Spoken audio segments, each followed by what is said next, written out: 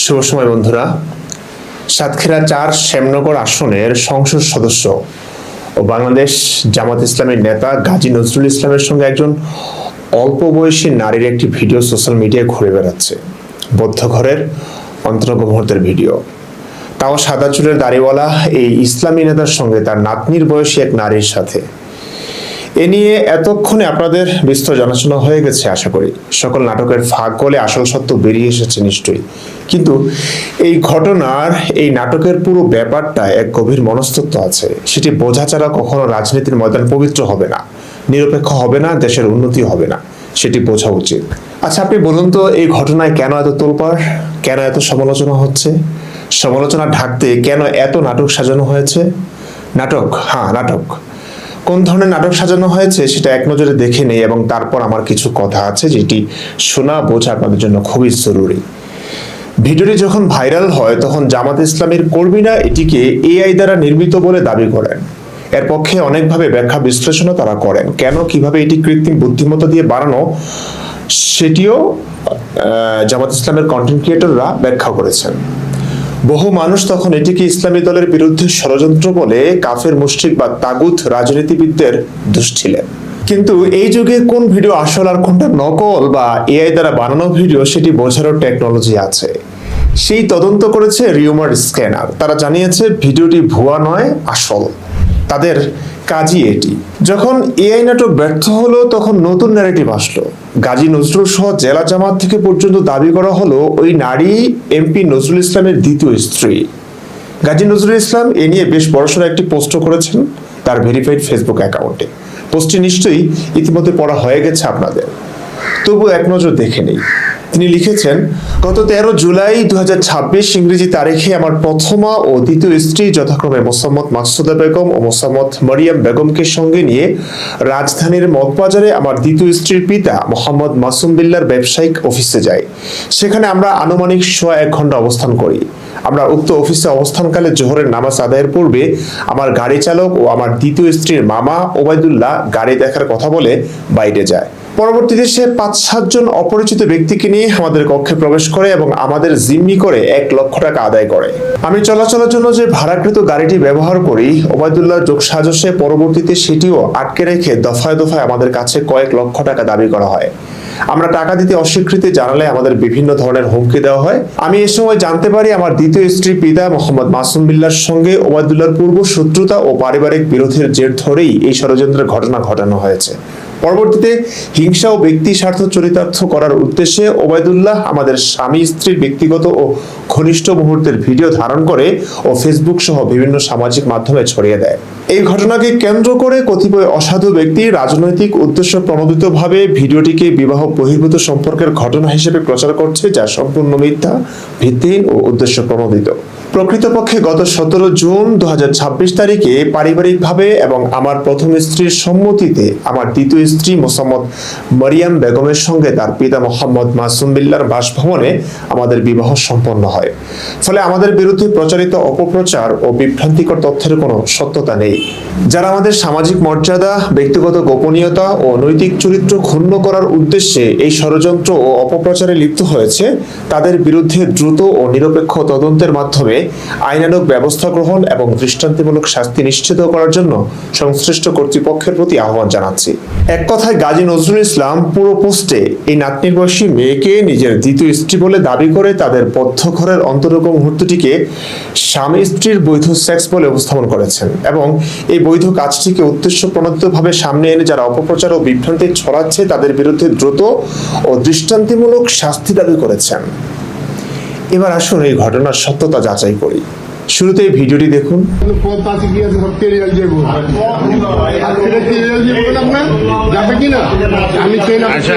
তোমার নাম কি? নামটা বলো। নামটা বলো ভাইয়া, আমরা তোমার ক্ষতি করবো না। বলো নামটা বলো। বলো ভাইয়া, বলো নামটা বলো। আমরা তোমার উপকার করবো, ক্ষতি করবো না। বলো নামটা বলো। বলো বাবা, বলো নামটা কি? নামটা বলো। তুমি নামটা বলবো না? নামটা বলো। থানায় দিলে কিন্তু নাম জিজ্ঞেস করবে। বলো, সব বলতে হবে। সব থানায় দিয়ে দেবো কিন্তু। বলো বলো ভাইয়া, বলো। তুমি তোমার নামটা বলো। এটা বলো, নামটা বলো। তোমার কোনো কিছু করবো না। বলো নামটা কি? তোমার নামটা কি বলো? বলো মারিয়া। মাহিয়া, তোমাদের বাসা কোথায়? ডিলিট করে দেন সবগুলো, তারপরে বলতেছি। হুম, মাহিয়া। বলেও যে হবে, না বলেও তো, আপনি তো এটা নিয়ে তো ঝামেলা করবেন, এটা তো জানি। হ্যাঁ, তোরে জিজ্ঞেস করি কি দাও। আচ্ছা, মিরপুর কোন জায়গা বাসা? এই মুরব্বী, আপনি আর কয়দিন নিয়ে আসছেন এখানে? সত্যি করে বলবেন। হ্যাঁ, আজকে প্রথম। অনেক হয়েছে, ঠিক আছে, আমরা আসে না তো ধরার জন্য এতদিন ওয়েট করছি আপনাদের। আচ্ছা, তো এই রুম, শোনেন, এই রুম ভাড়া করছেন নীলার থেকে? আমি জানি না, আমার একটা ভাগ ভাগ নিয়ে আসা সেইটি ভাড়া করছে। ওই যে ড্রাইভার? হ্যাঁ, ও ওসব দেখা দিয়েছে? না স্যার, চিনি না আমরা। এই থো এডি, ওটা আমাদের অনেক কিছু আছে। আমরা থো বেটা। কি দরকার প্রয়োজন? ওই ব্যাগ তো। এই ব্যাগ তো। হুম, এই ব্যাগ তো। না, আপনি অন্যায় করছেন। হ্যাঁ, আপনি অন্যায় করছেন। আপনি একজন জামাত হয়ে কিভাবে কাজটা করলেন মেয়ের লোক লিয়া? না, আমরা এমনি তো কি নয়? না এমনি না, আপনি একটা ঘরের ভিতরে। আমরা কিছু আমরা ঢুকছি আপনারা কয়দিন আছেন এই নিয়ে? একবার বিশ্বাস এটা আরেকজন ভাই। আপনাদের নয়, এটা আমাদের এই নজরুল সাহেব ও তার ইসলামী দলটি যে সর্বপ্রথম দাবি করেছে এটি এআই নির্মিত ভুয়া ভিডিও, সেটি মিথ্যে প্রমাণিত হয়েছে অনেক আগেই। তারপর যখন ভিডিওটি আসল বলে প্রমাণিত হয়ে গেল, তখন নজরুল সাহেব ও তার দল এটিকে বৈধতা দিতে নাতনির বয়সী এই মেয়েকে দ্বিতীয় স্ত্রী বানিয়ে প্রচার করেছে এবং কি অনায়াসে অপরাধীদের শাস্তি দাবি করেছে। অথচ এই ভিডিওটি ধ্রুব সত্য এবং অস্বীকার তিনি নিজেও করতে পারেননি এবং সম্পূর্ণ হাতে নাতে ধরা খেয়ে নিজেই স্বীকার করেছেন তিনি অন্যায় করেছেন। এই ব্যাগ তো। আপনি অন্যায় করছেন। হ্যাঁ, আপনি অন্যায় করছেন। আপনি একজন এবং কয়বার এই মেয়েকে নিয়ে এসেছেন এই প্রশ্নে তিনি বললেন একবারই এসেছেন। আপনারা কয়দিন আছেন এই নিয়ে? একবার বিশ্বাস এই পর্যন্ত এসে আগের দুইটা দাবি কি মিথ্যে প্রমাণিত হয়নি? হয়েছে।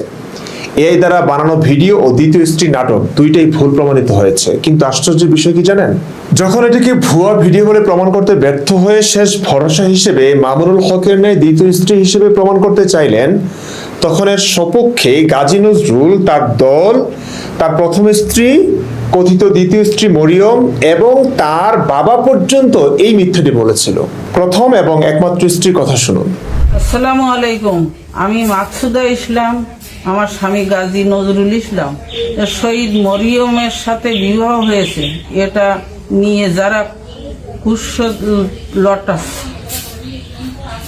তীব্র প্রতিবাদ জানে। এর থেকে বিরত না থাকলে আমি আইনগত ব্যবস্থা নিতে বাধ্য হব। কি হাস্যকর ভাবেই না স্ক্রিপ্টটা পড়ছিল। হুজুররা অনেকটা ইচ্ছে করে খুব শিক্ষিত হয়ে বিয়ে করেন না, এই কারণে আজ এই পরিণতি দেখতে হচ্ছে। একটা লেখা ঠিকঠাক করতে পারছে না। যাই হোক, স্বাভাবিকভাবেই স্ত্রীরা কোনোভাবেই স্বামীর লুচ্চামিকে সাপোর্ট করতে পারেন না। তারপরেও কেন তিনি স্ত্রী হয়ে স্বামীর চরিত্রহীনতাকে সমর্থন করলেন? উত্তর পরে দিচ্ছি, এবার কথিত দ্বিতীয় স্ত্রী মরিয়মের কথা শুনুন। আসসালামু আলাইকুম। সকলের উদ্দেশ্যে বলতে চাই যে যেটা করা হয়েছে সেটা ষড়যন্ত্র করা হয়েছে, আর আমরা যেটা করছি সেটা বৈধ, স্বামী স্ত্রী হিসেবেই করছি। আর যেটা করা হয়েছে এটা ষড়যন্ত্র করে কিছু মানুষ হেনস্থ করার জন্য, সম্মানহানি করার জন্য এটা করছে। সে নিজেও দ্বিতীয় স্ত্রী হিসেবে স্বীকারোক্তি দিচ্ছে ফেসবুক ক্যামেরার সামনে এসে। অর্থাৎ সে যে কাজটি করেছে বৈধ কাজ করেছে এবং স্বামী স্ত্রী হিসেবে করেছে। এটি যে মিথ্যে সেটা তো প্রমাণ হলোই আগে। প্রশ্ন হলো কেন বলল এই মিথ্যে, কেন? উত্তর দেওয়ার আগে শুনুন এই মরিয়মের বাবার কথা। সেও এই দ্বিতীয় বিয়ের কথা কিভাবে স্বীকার করছে। আসসালামু আলাইকুম প্রিয় দেশবাসী, গত 13ই জুলাই এমপি সাহেবকে নিয়ে যে ভিডিও এবং ছবি ইতিমধ্যে ফেসবুকে পোস্ট করা হয়েছে তার তীব্র প্রতিবাদ এবং নিন্দা জানাই। এটি সম্পূর্ণ সামাজিকভাবে হেনস্থ করা ছাড়া আর কিছুই না। গত 17ই জুন রোজ মঙ্গলবার আমার বড় মেয়ে মরিয়ম আক্তারের সাথে তার বিবাহ বন্ধনে আবদ্ধ হয়। সেখানে তার বড় স্ত্রী সহ আমরা সকলে উপস্থিত ছিলাম। শুনলেন তো সব কথা। দিবালোকের স্পষ্ট যে গাজী নজরুল ইসলাম যে মেয়েটিকে বদ্ধ করে নিয়ে ভোগ করলেন সে তার স্ত্রী নয়, বিয়ে শাদী হয়নি। যদিও বিবাহিত স্ত্রী প্রমাণ করতে বা ঘটনা ভাইরাল হবার পরে বিয়ে করতে চেয়েছেন, কাজী সাহেবের শরণাপন্ন হয়েছে, সেটি প্রকাশিত হয়ে গেছে। উনি যেহেতু বিয়েটা ওই 17 তারিখে করছে তো ওইটা 17 তারিখে আমার রেজিস্ট্রি করার জন্য বলা হয়েছে। ফোনে বলে দিয়েছে? জি জি, সে মর্মেই করা। ও তাহলে সিগনেচার কবে? সিগনেচার কবে? না ফ্ল্যাশ করবো না তো, সিগনেচার কবে করলো? যে মেয়ের সিগনেচার তো না, ও মেয়ের মেয়েও শ্যামনগরে ছিল, উনিও শ্যামনগরে ছিল, সেই সময় সই করছে। কবে? মানে আজকে? আপনি এখন কোথায়? আমি ঢাকাতে ভাই। উনি ওই দিনটা সিলেক্ট করছে আর আজকে উনি সই করছে সত্যি। ও আচ্ছা, মানে ওই দিনটা ওইভাবে সিলেক্ট করে নিচ্ছে আর কি, যেহেতু ভিডিওটা বের হয়েছে আজকে সিগনেচার করছে, এই তো? জি। ও আচ্ছা, মেয়ের জন্ম তারিখটা ওইটা না তো, সেইটাকে মেকআপ করলেন কিভাবে? ওই জন্ম তারিখ বলে দেওয়া হয়েছে। ও ফোনে বলে দিছে? উনি নিজেই টুকে রাখছে বলে দিছে। ও আচ্ছা, নিজে টুকে রেখে বলে দিছে। এবং আরো অনেক নাটক সাজিয়েছিলেন যা ধরা পড়ে গেছে। কোনোভাবেই যখন নাটক কাজে আসলো না, তখন তো নিজেই স্বীকার করলেন একবার নিয়ে এসেছে এই মেয়েকে এবং অন্যায় করেছেন, সেটি স্বীকার করেছেন। আপনি অন্যায় করছেন? হ্যাঁ, আপনি অন্যায় করছেন। আপনি একজন জামাত হয়ে কিভাবে কাজটা করলেন? মেয়ের লোক লিয়া। এই মুরব্বী, আপনি এর কয়দিন নিয়ে আসছেন এখানে? সত্যি করে বলবেন। হ্যাঁ, আজকে প্রথম। যদিও সেটি সত্য নয়, একবার নিয়ে এসেছেন এরকমটা সত্য নয়। কারণ প্রথম যে ভিডিওটি ভাইরাল হয় সেটি 2023 সালের। এর পরের ভিডিওগুলো গাজী নজরুল ইসলাম এমপি হওয়ার পরের ঘটনা, অর্থাৎ সাম্প্রতিক কালের। তার মানে 2023 সালেও এই মেয়ের সাথে তার এমন অবৈধ সম্পর্ক ছিল, সেই সম্পর্কটি 2026 সাল পর্যন্ত বহাল আছে। যদিও বোঝা গেছে এই মেয়েটি কোনো একটা জবের জন্য নজরুল ইসলামের সুপারিশ নিয়েছেন। 2026 সালের বায়োডাটাতেও এই মেয়ের বৈবাহিক অবস্থা সেখানে লেখা আছে আনম্যারিড। যাই হোক, হয়তো এই মেয়েকে চাকরির লোভ দেখিয়ে বিছানা শেয়ার করতে বাধ্য বা রাজি করিয়েছিলেন। দর্শক, এখন আসি মূল প্রশ্নে। ঘটনা যখন এমন, তখন কেন গাজী নজরুল, তার দল জামাত ইসলামী, তার বুড়ো স্ত্রী, কথিত দ্বিতীয় স্ত্রী মরিয়ম এবং তার বাবা সবাই কেন দ্বিতীয় বিয়ের কথা বলেছেন ক্যামেরার সামনে? একটি মিথ্যেকে কেন সত্য বানানোর চেষ্টা করেছেন তারা? অনেকগুলো কারণ। এর মধ্যে অন্যতম হলো নিজেদের দলকে বাঁচানো, দলের নামে ইসলামকে বাঁচানো বা ইসলামের নামে দলকে বাঁচানো। দেখুন, গাজী নজরুলের স্ত্রীকে যে স্ক্রিপ্ট লিখে দিয়েছিল সেটা তো বাচ্চারাও বুঝবে। কেন এমন করলো? কারণ দলকে বাঁচাতে হবে। নেতার চরিত্রের যদি হয় এই অবস্থা এবং সেটা মানুষের সামনে আসে, তাইলে দলের সমস্যা হবে। যে ইসলামকে ব্যবহার করে তারা মানুষের ভোট কুড়ায়, সেই ইসলাম বিরোধী কাজই যে তারা করছেন সেটা জনগণ বুঝে গেলে দলের সমস্যা হবে। এই ইসলাম দিয়ে তারা দলকে আর বেশি দিন টিকিয়ে রাখতে পারবেন না। এই কারণে শুরু থেকেই জামাত সম্পূর্ণ জোর দিয়ে এটিকে এআই নির্মিত ভিডিও, পরে সেই ন্যারেটিভকে প্রতিষ্ঠিত করতে না পেরে দ্বিতীয় ন্যারেটিভ আনলেন দ্বিতীয় স্ত্রী। এবং এই ন্যারেটিভকে প্রতিষ্ঠিত করতে কি পরিমাণ চেষ্টা নিয়ে তারা করেছেন আপনারা সেটিকে দেখলেন। প্রথম স্ত্রীকে দিয়ে স্বীকারোক্তি করিয়েছেন এবং সেই অবিবাহিত মেয়ের মাধ্যমেও স্বীকারোক্তি নিয়েছেন যে সে তার দ্বিতীয় স্ত্রী। এমনকি ওই মেয়েটির বাবার মাধ্যমেও স্বীকারোক্তি নিয়েছেন যে তাদের বিয়ে হয়েছে এবং বিয়ের স্থান, কাল, আনুষ্ঠানিকতারও মিথ্যা স্বীকারোক্তি দিয়েছেন। চিন্তা করেছেন অবস্থা? জামাতে ইসলামী সর্বশক্তি দিয়ে চেয়েছে যেন তাদের দলের এক নেতার এমন চরিত্র ফাঁস না হয়, কিন্তু এদেরকে প্রথম স্ত্রী, কথিত দ্বিতীয় স্ত্রী, তার বাবা সবাই কেন সাহায্য করেছে? এই জিনিসটা বুঝলে আপনি ইসলাম ও রাজনীতি পুরোটাই বুঝে ফেলবেন।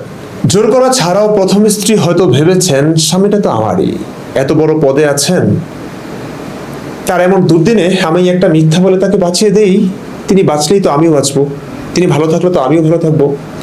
তাই স্বামীর অপকর্মের ব্যাপারটিকেও তিনি বৈধতা দিয়ে দ্বিতীয় বিয়ে নামক ন্যারেটিভ দাঁড় করানোয় সাহায্য করেছেন। কথিত দ্বিতীয় স্ত্রী মরিয়ম অবিবাহিত মেয়ে, হয়তো খুব ভালো পরিবারেরও না। একটা জবের জন্য সে বুড়ো এক লোককে গোপনে খুশি করতে চেয়েছেন, কিন্তু এতে যখন এভাবে ফেঁসে গেছেন তখন ভাবলেন গাজী নজরুলকে বাঁচালে তো আমিও বাঁচি।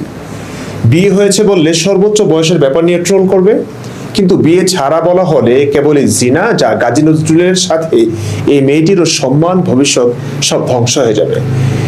তাই এই মেয়েটিও মিথ্যে বলেছে এবং এই মেয়েটির বাবা তিনিও ভাবলেন যা হবার তো হয়েই গেছে, এখন আমার মেয়েটিকে বাঁচাতে হবে। মেয়েটিকে বাঁচানোর একমাত্র উপায় হলো এটিকে বিয়ে বলে চালিয়ে দেওয়া। তাই তিনিও এই মিথ্যেটি বলেছেন এবং সবাই এছাড়াও যে কাজটি করেছেন, হয়তো যে জন্য করেছেন সেটি হচ্ছে ইসলামকে বাঁচাতে কিংবা ইসলাম নিয়ে যে রাজনীতি জামাত ইসলাম করছে তাদের দলকে বাঁচাতে। এখন একটা প্রশ্ন, যদি কেউ জামাত ইসলামীর পক্ষাবলম্বনকারীদেরই নিউজ বা কথাবার্তা শুনে, অন্যদের কথাবার্তা না শুনে, অন্য কোনো নিউজ না দেখে, তাহলে কি ভাববে বলুন তো? তারা ভাববে, তারা বিশ্বাস করবে মরিয়ম নজরুলের দ্বিতীয় স্ত্রী ছিল, এর সপক্ষে তারা মৌখিক স্বীকারোক্তিও পেত। নজরুলের প্রথম স্ত্রীর স্বীকারোক্তি, মরিয়মের স্বীকারোক্তি, মরিয়মের বাবার স্বীকারোক্তি, পুরো জামাত ইসলামের স্বীকারোক্তি, জামাত সমর্থিত নিউজ পোর্টালের স্বীকারোক্তি। কেউ কি ঘুণাক্ষরেও এর বাইরের কথাগুলোকে বিশ্বাস করবে? করবে না। ইসলামের ক্ষেত্রেও এমনই ঘটেছে। পুরো ইসলামী ইতিহাসটাই মুসলমানদের লেখা। ইসলামের সমালোচনা যারাই করেছে তাদেরকে মোহাম্মদ কাফের বা ইসলাম বিদ্বেষী বলে মেরে ফেলেছে। বাকি ছিল কেবল নবীকে মেনে নেওয়া মুসলিমরা। ওরাই পরবর্তীতে হাদিস লিখেছে, কোরআন লিখেছে, তাফসির লিখেছে, সিরাত লিখেছে। নিজেদের গল্পে কেউ কি ভিলেন হয়? হয় না। মুহাম্মদের জীবনী লিখেছেন ইবনে ইসহাক। সবচেয়ে প্রাচীন এই সিরাত সম্পূর্ণ আমাদের কাছে নেই। এটি থেকে অনেকটা কাটছাট করে পরবর্তীতে ইবনে হিশাম সিরাত লিখেছেন। ইবনে হিশাম তার সিরাতে লিখেছেন তিনি এমন অনেক কিছু বাদ দিয়েছেন যা মানুষের কাছে অপছন্দনীয় হবে, বিব্রতকর হবে। তৎকালীন খলিফারা যারা নবীর আদর্শ নিয়ে ক্ষমতার মসনদে টিকে ছিল, তারা নবীকে কখনো ভিলেন হিসেবে উপস্থাপন করতে চাইছিলেন না। এতে তাদেরই ক্ষতি। তারা বরং মোহাম্মদের দোষত্রুটি সর্বদা ঠেকে তাকে মহামানব বানিয়ে, নবী রাসূল বানিয়ে তাদের ক্ষমতা টিকিয়ে রেখেছেন। ঠিক আজকের জামাত ইসলামী যেমন নানা নাটক সাজিয়ে তাদের নেতার চরিত্র রক্ষার চেষ্টা করেছেন, তারপরেও একতরফা ইসলামী ইতিহাস থেকে আমরা নবীর এত আকাম কুকামের কথা জানতে পারি, এত স্ববিরোধী কথাবার্তা জানতে পারি, যেগুলো দিয়ে স্পষ্ট হয় মোহাম্মদ আসলে নবী হতেই পারেন না। আরেকটা কথা, অনেকেই বলেন তাইলে মোহাম্মদ সাল্লাল্লাহু আলাইহি সাল্লামের চাঁদ দুই টুকরা করা, মেরাজের ঘটনা, এগুলো তো সাক্ষাৎ মুজিজা, অলৌকিক ঘটনা। উনি ভণ্ড নবী হলে এসব কিভাবে সম্ভব? কিভাবে সম্ভব? সংক্ষেপে যদি বলি, এভাবেই সম্ভব। যেভাবে নজরুলের স্ত্রী বলেছিল আসলেই তাকে সাক্ষী রেখে দ্বিতীয় বিয়ে করেছিল, কিভাবে সম্ভব? যেভাবে মরিয়ম নিজেই স্বীকারোক্তি দিয়েছে তাদের বিয়ে হয়েছে, কিভাবে সম্ভব? যেভাবে মরিয়মের বাবাও সাক্ষী দিয়েছে তার মেয়ের সাথে বুড়ো নজরুলের বিয়ে হয়েছে, কিভাবে সম্ভব? যেভাবে গোটা একটা জান্নাতি দল স্বীকারোক্তি দিয়েছে যে নজরুল ও মরিয়মের বিয়ে হয়েছে, কিভাবে সম্ভব? যেভাবে লক্ষ কোটি মানুষের আইডল জনপ্রিয় ইসলামী বক্তা রফিকুল্লাহ আফসারী সাক্ষী দিয়েছে নজরুল ও মরিয়ম স্বামী স্ত্রী হওয়ার।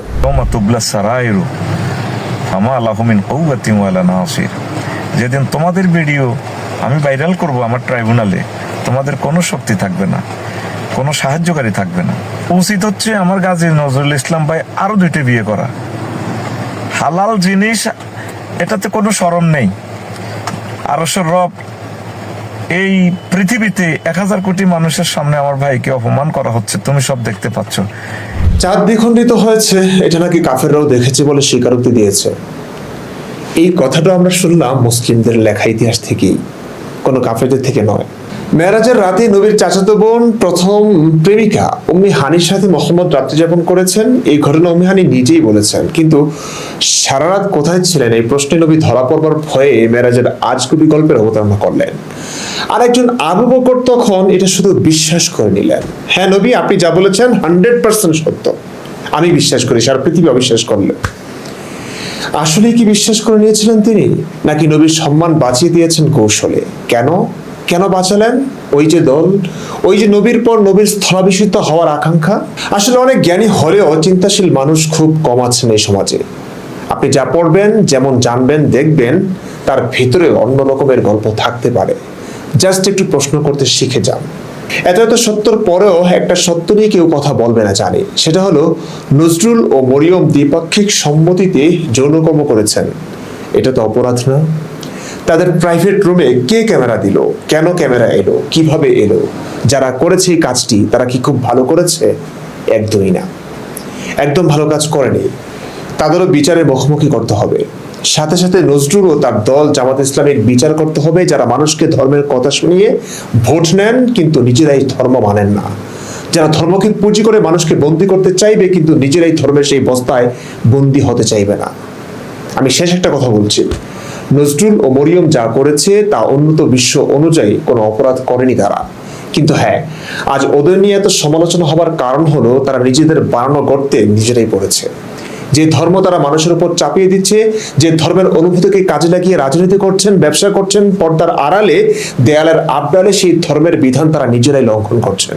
যদিও পুরোপুরি ধরা খাওয়ার পরে অনেকে এখন তাকে দল থেকে পদ থেকে বহিষ্কার করতে বাধ্য হবেন দলের ভাবমূর্তি অক্ষুণ্ণ রাখতে, কিন্তু একটা জিনিস খেয়াল করেছেন, এই সভ্য যুগীয় কি বিশাল বড় দল, নেতা, কত কত অনুসরণীয় ব্যক্তি সবাই মিলে এই সত্যটিকে ঢাকতে কত কত মিথ্যা নাটক সাজিয়েছিল। আজকের এই সভ্য পৃথিবীতে যদি এত বিপুল সংখ্যক মানুষ নিজেদের দলের স্বার্থে সত্যকে ধামাচাপা দিতে এত চেষ্টা করতে পারে, 1450 বছর আগের অবস্থা কি হতে পারে একটু ভেবে দেখেছেন? যখন মানুষের অভাব ছিল, ক্ষুধা নিবারণ পর্যন্ত তারা করতে পারতো না, যেখানে গেলে যাকে নেতা মানলে একবেলা খাবার জুটতো তার কাছেই ধরা দিত, তাকেই খোদা মেনে নিত তারা। তাও তখনকার জ্ঞানীগুণী কোনো মানুষই মোহাম্মদকে মেনে নেয়নি। সত্য বলে সমাজের নিম্ন শ্রেণীর মানুষরাই কেবল মোহাম্মদকে মেনে নিয়েছিল। কেন মেনে নিয়েছিল? নবী হিসেবে, নাকি ভণ্ড জেনেও মেনে নিয়েছিল কেবল নিজেদের স্বার্থের জন্য? একটু ভাবুন।